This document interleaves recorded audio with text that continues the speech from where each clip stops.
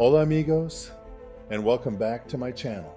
I created this channel to help other parents, and then I realized something beautiful. It's also a legacy for my daughters. One day, when I'm gone, these messages will still be here, reminding them who their father was and how deeply he loved them.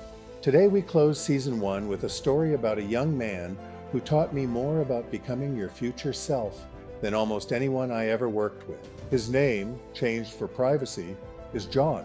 Some people fight so hard to survive their childhood, they don't realize how extraordinary they already are. Every episode in this series has been building toward this lesson. The person you become is shaped by the choices you make every day. Now, before we get into this experience, let's take a look down memory lane. One of my engaging starts to most conversations started with simply, "Hey, what are you thinking about?" Now let's get into this. I supervised John for nearly 3 years. Before he even entered my caseload, his record was exemplary, so exemplary that when he finished probation, his entire juvenile history was sealed. Sealed, meaning erased, as if it never happened. That kind of ending is earned, not given. John didn't magically have a good life. He didn't grow up with advantages. He didn't have money, stability, or perfect parenting. But he had something else. He had direction. He had self-respect. And he had the courage to build himself. When John turned 18, he transitioned from suitable placement to AB-12, extended foster care. Most youth don't stay engaged. Many wander, many struggle, but John took it seriously. He worked at Home Depot. He showed up on time. He learned, he saved money. He stayed away from the people who pulled him backward.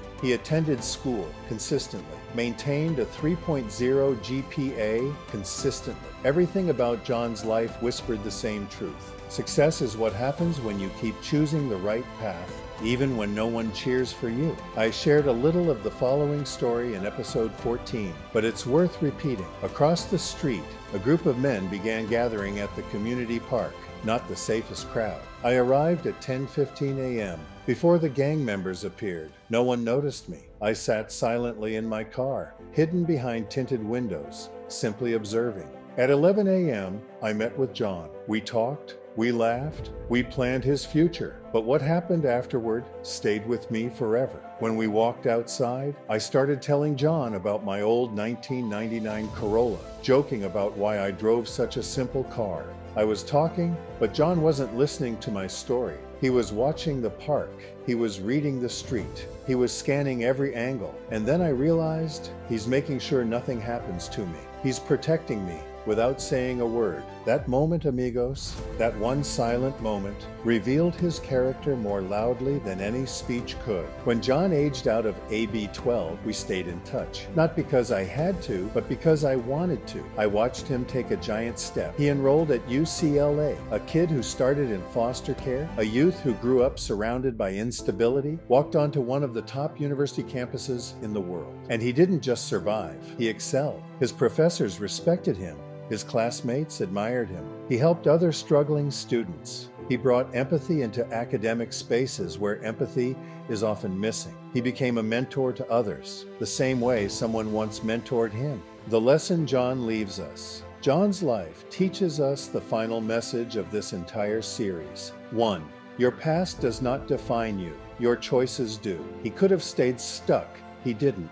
2. Integrity builds the opportunities talent alone never will. Home Depot, AB-12, UCLA, future sociologist. 3. Real strength is quiet. No bragging, no drama, just consistency. 4. The world notices people who protect others, even silently. 5. Your future grows from the seeds you plant today. Every shift he worked, every class he finished, every boundary he kept, every temptation he rejected, every small decision became part of a much bigger story. A message to my daughters. One day, your life will also become a collection of choices. Some big, most small, all meaningful. I want you to remember John, not for where he started, but the path he chose. He chose responsibility. He chose kindness. 1. Make one choice this week your future self will be proud of. Not the easy choice, the right choice. 2. Do something quietly kind. Tell no one. 3. Protect someone the way John protected me. Could be a sibling, a friend, or even yourself. 4. Write down one decision that moved you closer to who you want to be. Thank you for joining me in the last episode of this series. You learned awareness. You learned focus. You learned emotional strength. You learned compassion. And now you learned the power of choice. So as we close season 1 of Unlock Your Super Self, remember, your future is written one decision at a time. Choose the person you will become. I'll see you in season 2. Adios, amigos. Until the next time, enjoy your journey, and I have a few more parenting tips coming soon.